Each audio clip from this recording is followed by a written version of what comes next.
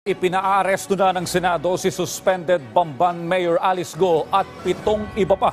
Ito'y dahil sa hindi nila pagsipot sa pagpapatuloy ng investigasyon ng Senado kaugnay ng operasyon ng iligal na pogo sa Bamban. Si Daniel Manalastas sa sentro ng Balita Live.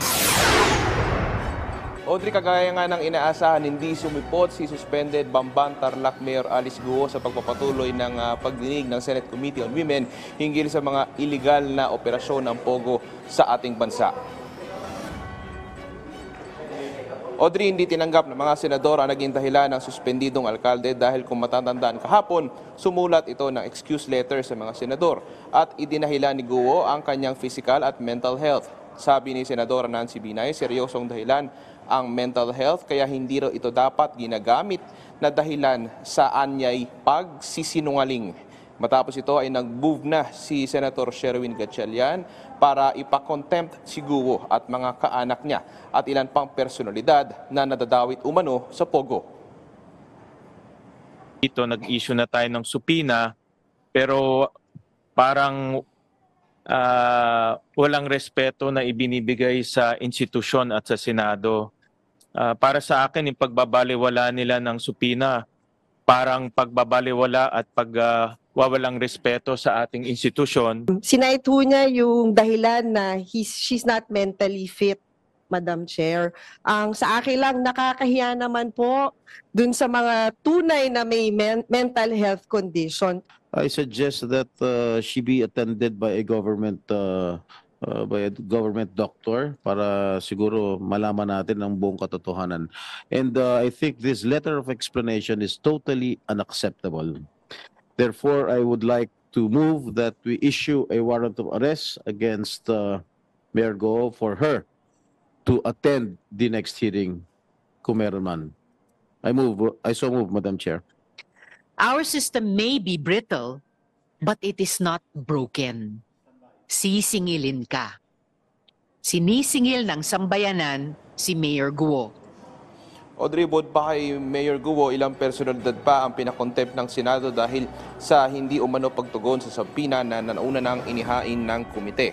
Habang ang ilang personalidad pinasabina naman ng komite, kaya naman inaasahan na kailangan nilang dumalo sa susunod na pagdinig. Kinumpirma naman, Audrey, ng Bureau of Immigration na nasa Pilipinas pa rin si Guo base sa huling record nila kahapon. Naka-alerto sila sakali mang magkaroon ng paggalaw ito papalabas ng bansa. Samantala, Audrey, lumutang naman ang pangalan ni dating presidential spokesperson, Attorney Harry Roque, sa pagdinig. Baka gusto niyo na pong sagutin yung tanong ko tungkol dun sa former cabinet official who lobbied on behalf of illegal pogos. Gusto ko lang pong sa pagkakataong ito ikwento yung nangyari sometime in July 2023 kung saan mga ikatlong linggo po yun ng Hulyo 2023, tumanggap po yung aking tanggapan ng tawag mula kay dating Secretary Harry Roque. Doon ay humihingi po siya ng appointment sa akin. So, nung pong ika-26 ng Hulyo 2023 din, nagkaroon po ng pagkakataon na bimisita po sa aking tanggapan sa PAGCOR nung po'y nasa Ermita pa kami.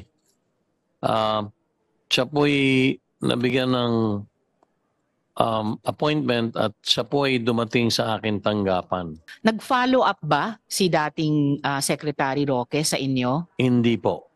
Hindi po. At liliwanagin ko din, si Secretary Roque po'y nandun. Hindi naman po siya nag-pressure, hindi naman po. Siya din lang po ay nakikiusap na kung maaari lang ay matulungan yung si Cassandra Ong.